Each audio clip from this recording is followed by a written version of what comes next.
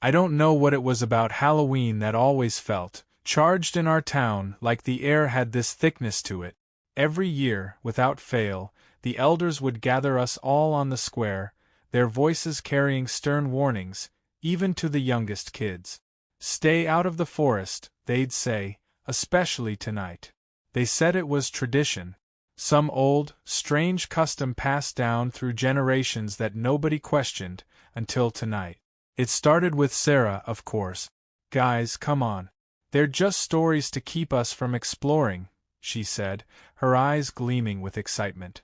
She'd been talking about it all week, the Halloween forest, and what she thought lay beyond the winding, fog-draped trees. "Sarah, seriously," Tom whispered, looking around like he expected someone to be listening in. "What if there's truth to what they say? What if people really don't come back?" But Sarah was relentless, and I could tell from the look in her eyes she wouldn't let it go.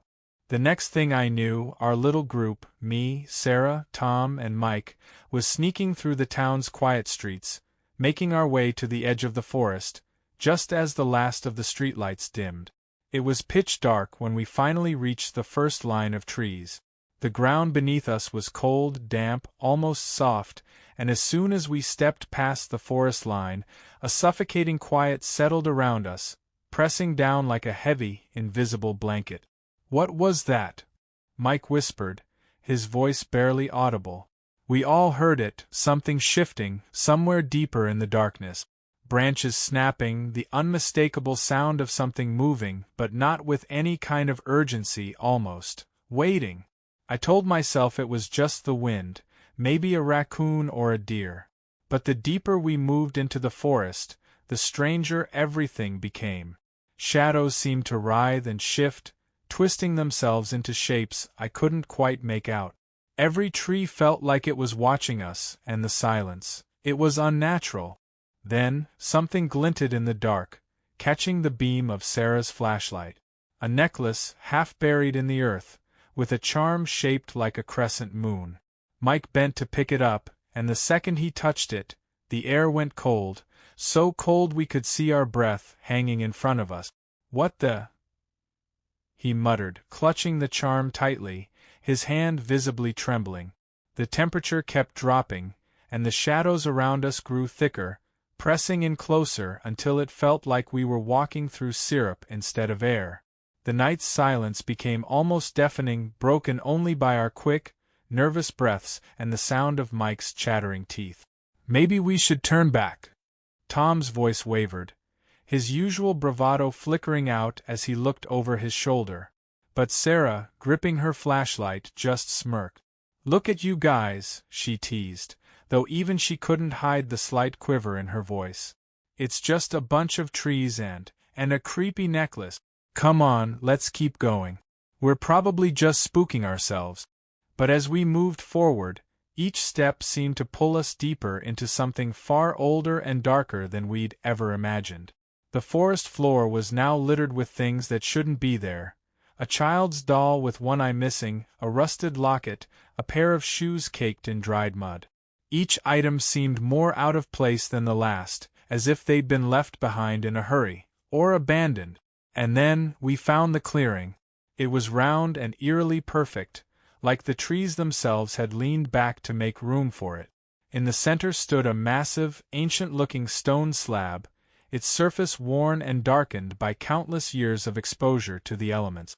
Oddly enough, despite the shadowy forest, the moonlight filtered through the branches here, casting an almost silvery glow over the stone, illuminating strange symbols etched across its surface. Sarah was the first to step closer. "It's like a sacrificial altar," she breathed, half in awe, half in terror.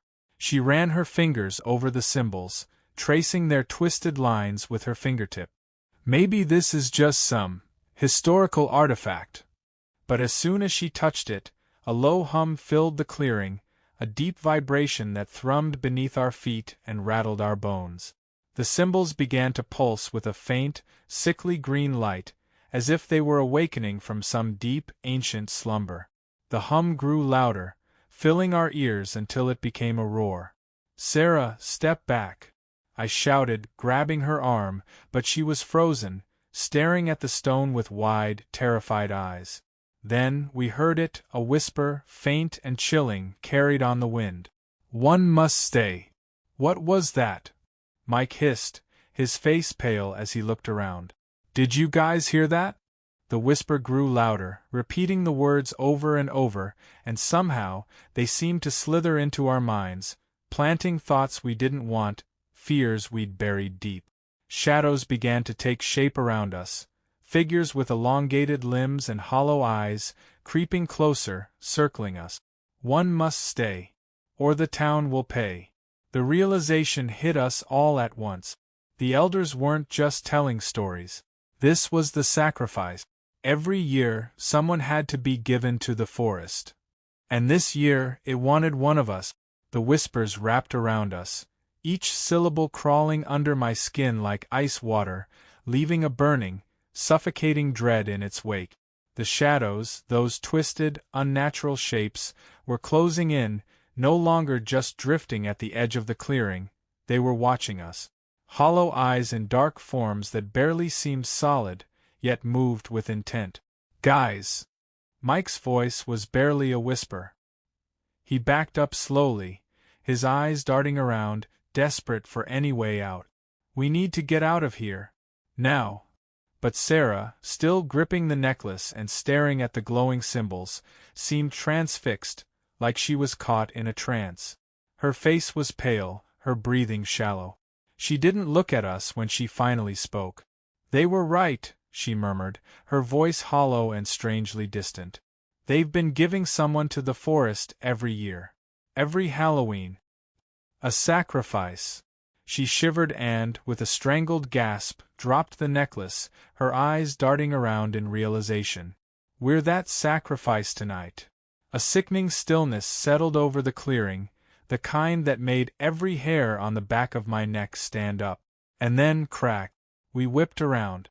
Behind us, the trees seemed to be closing in, the branches stretching and contorting like twisted fingers, curling and bending to form a cage of wood and shadows. Our exit was disappearing, slowly, methodically, as if the forest itself was sealing us in. "Run!" I shouted, my voice tearing through the silence. But as we turned to flee, the shadows surged forward, one latching onto Mike's leg, yanking him backward with a strength that defied reality. He screamed, clawing at the ground, his nails scraping uselessly against the damp earth. I lunged toward him, grabbing his arm, but something in the shadows coiled around his chest, pulling him deeper into the darkness, where his scream was choked into silence. "No, no, no!" Tom was shaking, his face twisted in terror as he stumbled backward, nearly tripping over his own feet. Sarah was still frozen, staring wide-eyed at the altar, her mouth moving soundlessly. But then, with a sudden jerk, she seemed to snap out of it. "They'll let us go if someone stays," she yelled, her voice desperate, cracking. "That's the deal, isn't it? We can leave if we leave someone here." Tom's eyes widened, and for a horrifying moment, he looked at me.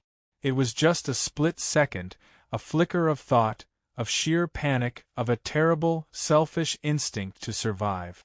But I saw it, and then, his gaze shifted to Sarah. "We're not leaving anyone," I shouted, stepping between them, even as my heart hammered in my chest. But the forest seemed to laugh at my defiance, the shadows whispering louder, mocking us. And that's when Sarah did the unthinkable. She bolted toward the altar, stumbling over rocks and twisted roots, her flashlight bouncing erratically. She threw herself against the stone, her face twisted in horror, her hands gripping its edges as if begging, bargaining. "Take me!" she screamed, her voice breaking. Just let the others go." The shadows froze, their hollow eyes shifting to her, drawn to her desperation. The whispers grew louder, filling the air with words we couldn't understand. And then, slowly, they began to pull back, retreating toward the edge of the clearing, melting into the darkness. Tom and I stood there, stunned, unsure if we should run or wait or pray. Sarah was trembling, clutching the altar as though it was the only thing keeping her anchored to this world. And in a voice so soft it was barely audible, she whispered, "Go, before it changes its mind." For a moment none of us moved. Tom and I stood there, paralyzed between our instinct to flee and the impossible horror of leaving Sarah behind.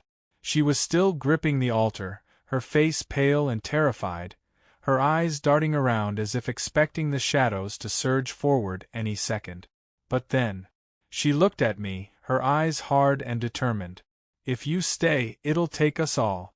"Go," she mouthed, her voice shaking but resolute. Before I could protest, a low, rumbling growl echoed through the clearing. The shadows had stopped retreating and were creeping back in, moving faster now, their hollow eyes fixed on Sarah. Their shapes were no longer vague. They had form, long fingers and gaping mouths, like figures trapped between flesh and shadow. One reached out, its skeletal hand grazing her shoulder, and she gasped, stiffening as though the touch had frozen her. We can't leave you here," cried, reaching out, my arm shaking. But the shadows grew, towering above us, swirling around Sarah in an almost ritualistic pattern, encircling her like a predator around its prey. Tom grabbed my arm, his grip almost painfully tight.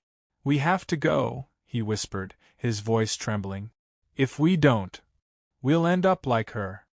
His eyes were wide, filled with a terror that mirrored my own. And then, as if the forest was mocking us, we heard the rustling of leaves behind us, the same eerie whisper, echoing from somewhere deeper, darker. "One must stay." The voice sighed, no longer just a whisper but a chorus, coming from every direction, resonating with a sinister satisfaction. "One must belong."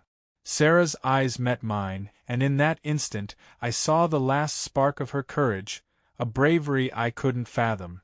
She forced a smile, a brittle, heartbreaking thing, and nodded. "Just remember me," she whispered, her voice barely audible over the growing roar of the shadows. "Tell people what happened. Don't let them forget." And then, with a fierce, defiant cry, she turned back to the altar, slamming her hand down on the stone, sending a shockwave through the ground. The shadows recoiled, hissing, but their grip on her only tightened. They weren't going to let her go. In that moment I knew she wasn't coming back. "Run!" she screamed, her voice echoing through the trees, a raw, desperate plea. Tom didn't need to be told twice. He bolted, dragging me with him, and we sprinted through the trees, not daring to look back, the sound of Sarah's scream lingering in our ears like a ghost. Branches clawed at us, thorns tore at our skin, and the darkness seemed alive, trying to pull us back. But somehow we broke through, stumbling out of the forest and collapsing onto the damp ground, gasping for air. But the silence that followed wasn't peaceful. It was cold, filled with a weight I couldn't shake. I dared to look back at the forest, half expecting Sarah to be there, maybe running after us. Instead, I saw a single figure standing just beyond the trees. Her silhouette was distorted, barely recognizable, and for a moment, I thought my mind was playing tricks on me. But then, with a sickening clarity, I realized what I was seeing: Sarah, or something that had once been her, staring out from the shadows, her eyes dark and empty, her mouth twisted into an unnatural, sorrowful smile. And then, she turned and melted back into the forest, vanishing like she'd never been there at all. We stumbled into the town square, disheveled and breathless, our faces streaked with dirt and tear tracks. People were still celebrating, the streets lined with carved pumpkins and costumed kids darting around with bags full of candy, their laughter a cruel reminder of what we'd just left behind. Tom doubled over, hands on his knees, his breath coming in short gasps. We can't just let her." He choked, but he didn't finish. He couldn't, because we both knew what we'd seen back there. Sarah was gone, and the forest had her now. The elders, sitting in their usual spot by the fire, noticed us. One of them, a man with deeply lined skin and eyes that seemed to hold every dark secret of this town, stood up, his gaze locking onto us with a piercing, knowing intensity. It was as if he'd been expecting this. "You went into the forest," he said, not as a question, but a statement. The others fell silent, their eyes hardening, flickers of fear and anger in their expressions. I tried to speak, my voice shaking. "Sarah. She stayed behind so we could get out. But she's still there, we can't just—" The elder shook his head slowly, his face impassive, almost resigned. "The forest demanded its due. It always does. One must stay, or the darkness will consume us all." Tom's face twisted in rage, his fists clenched. "You knew this was going to happen. You've known all along. And you let us just walk in there, not telling us the truth about the sacrifice." The elder's gaze didn't waver. "It has been this way for centuries, long before you or me or any of us," he said, his voice low and gravelly. "The forest takes one every year, or it takes many. If we don't honor that bargain, this town will become a graveyard swallowed whole." A cold wave of horror washed over me. You're saying you just sacrifice people every year, and everyone is okay with that?" He didn't answer, just stared at us with those haunted eyes, his silence the loudest answer of all. Around us, the townspeople looked down, some wringing their hands, others biting their lips in a mix of shame and fear. They all knew. Every single one of them had been raised with this dreadful secret, and yet they chose to stay, to protect themselves at the cost of one. "Sarah. She's not coming back, is she?" My voice was a faint whisper, trembling with grief and fury. The elder's expression softened, if only for a moment. "She belongs to the forest now. But she saved us all tonight." With a sick twist of dread, I realized that Sarah wouldn't just vanish from our lives. She'd become something else, a spirit bound to that cursed forest, a guardian or a victim we'd never know. Every Halloween, she'd be there, waiting for the next poor soul to stumble in. "Get out of my sight," the elder murmured, the harshness returning to his eyes. "Go home, remember what happened here tonight, and never speak of it again." But as we turned to leave, I couldn't help but look back at the forest's dark silhouette, looming against the starless sky. Just before we turned the corner, I swear I saw her again, Sarah, standing at the forest's edge, her figure blurred, almost translucent. And just as quickly, she was gone, swallowed back into the darkness. The following weeks passed in a surreal blur. Every time I walked through town, I could feel people's eyes on me, the whispers just out of earshot, the way they'd turn their backs when I came near. I could hardly bear to look at Tom. He'd changed, grown more hollow, his eyes shadowed as if he'd left part of himself back in that forest with Sarah. And I couldn't shake it, the feeling that I'd abandoned her, that she was still there, lost and alone in the depths of the forest, waiting. The memories clung to me, sharper than ever on the nights when the wind howled through the trees, carrying faint whispers that almost sounded like her voice, calling my name. Finally, one night, I couldn't take it anymore. I needed closure. Maybe I'd just gone crazy, or maybe the forest had left its mark on me, but I found myself walking through the silent, darkened streets, heading straight for the edge of the woods. The full moon hung heavy in the sky, casting a pale glow over the trees, and I could feel that strange, electric charge in the air again, like the forest knew I was coming. I paused at the tree line, my heart pounding, but the pull was stronger than my fear. I took a step forward, then another, until the darkness wrapped around me like a shroud. The air grew colder with each step, and the familiar silence settled in, thick and oppressive. Then I saw her, Sarah, or what was left of her. She stood by the stone altar, her form flickering in and out, like a reflection in disturbed water. Her face was pale, her eyes dark and hollow, but she was unmistakably Sarah. My heart twisted, both in relief and horror, as I approached, barely able to breathe. "Sarah," I whispered, my voice trembling. She turned to me, and for a moment something soft, something recognizable flashed in her eyes. But then, her expression shifted, becoming cold, distant, as if she didn't quite remember who I was. "You shouldn't have come back," she murmured, her voice carrying a hollow echo, like it was coming from somewhere far, far away. "You don't belong here anymore." I swallowed hard, a sense of dread creeping up my spine. "Sarah, please. I need to know. Is there any way to get you out?" She shook her head, the corners of her mouth twisting into a sad smile. "The forest doesn't let go. It takes. And now I'm a part of it." I felt a tear slip down my cheek, my chest tightening with guilt. But then, just as I was about to reach out, she stiffened, her gaze snapping toward something behind me. Her face twisted into an expression of raw terror. "Run," she whispered, her voice frantic. "You have to go now." Before I could react, a shadow peeled itself from the trees, taller than any I'd seen before, its limbs unnaturally long, its face obscured by darkness. Its eyes glowed with a sickly green light, locking onto me with a hunger that chilled my blood. I stumbled back, heart racing, but it was already moving toward me, its strides long and smooth, its limbs reaching out like claws. I turned and bolted, the whispers rising in a haunting chorus behind me, urging me to stay, to give myself to the forest. Branches tore at my clothes and scratched my skin, but I didn't stop, didn't dare look back. The shadows seemed to close in, pressing from all sides, the forest trying to drag me back into its depths. My lungs burned, my legs ached, but the terror drove me forward, faster and faster until I broke through the tree line, stumbling onto the damp ground of the town square. The forest was silent behind me, but I could still feel it watching, waiting.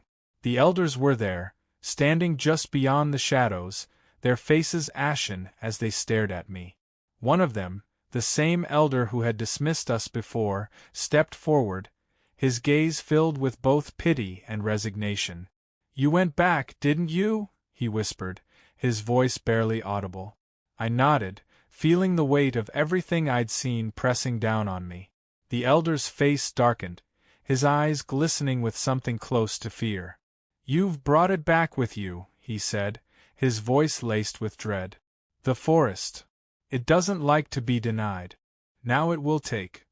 Until it's satisfied." The ground trembled beneath us, a deep, guttural growl rising from the forest, louder and angrier than before. And then, from the depths of the trees, I saw them, shadows spilling out, moving toward the town, their hollow eyes gleaming with that same sickly green light. The forest was coming. And it wouldn't stop until it had claimed us all.